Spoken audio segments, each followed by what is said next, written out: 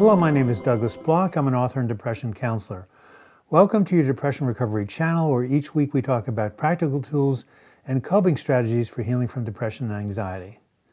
The title of today's video is The Mindful Way Through Depression. And in this video, I'm going to show you how the practice of mindfulness can help you to heal from depression. The first thing I'd like to do is define mindfulness. Now, the term mindfulness has become so popular these days as to border on becoming a fad. There's even a mindfulness coloring book. So I'd like to read you a definition that I found that is particularly good, I think, and it is that mindfulness is simply being aware of the present moment, including one's thoughts, feelings, and bodily sensations without judging them or pushing them away. Mindfulness involves acceptance, meaning that we pay attention to our thoughts and feelings without judging them, without believing, for example, that there's a right or wrong way to think or to feel in a given moment. Now, how can mindfulness help with depression? As we know, people with depression tend to view things in a negative light and can often be consumed with negative thoughts.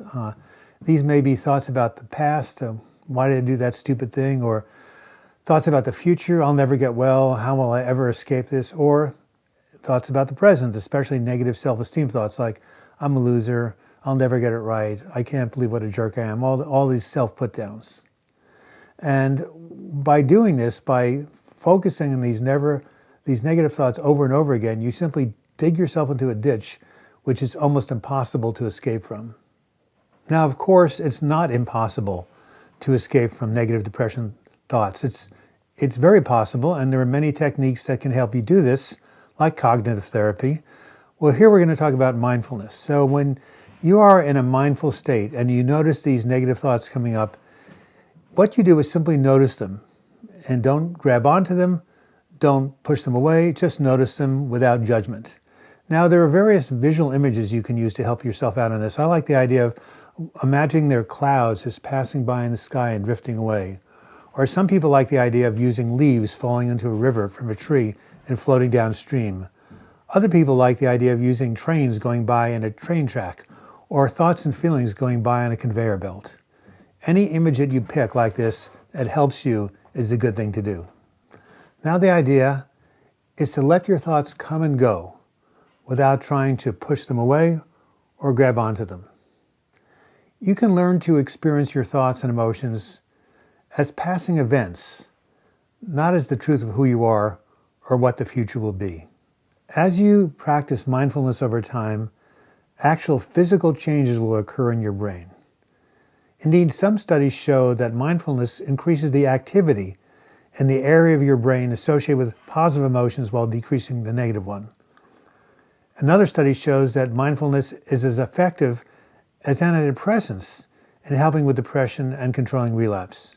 And it can help with chronic anxiety because when you're mindful, you leave the future, the worrisome future, and come back into the present. Now, if you really want to strengthen the mindful part of your brain, you can practice something called mindfulness meditation. This involves practicing mindfulness while sitting, standing, or lying down for a predetermined period of time. To begin, find a way to get comfortable and relax. As I said earlier, you could be sitting, standing, or lying down. Then choose an object of focus. It can be your breath, that's what most people do, or it can be a word like peace, love, letting go, or it can be a sacred word like God, Jesus, Buddha, Allah. The idea is to breathe and focus on that sacred word or that word of your choice and just be.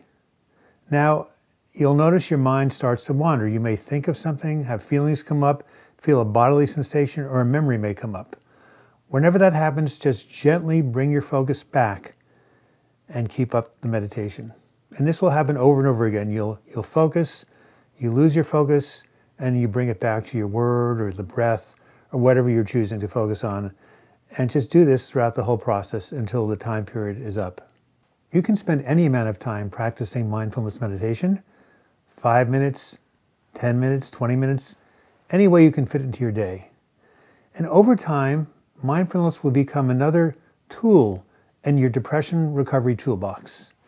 And you'll learn to live more and more in the present rather than ruminate about the past or worry about the future, you'll be living more and more in the here and now.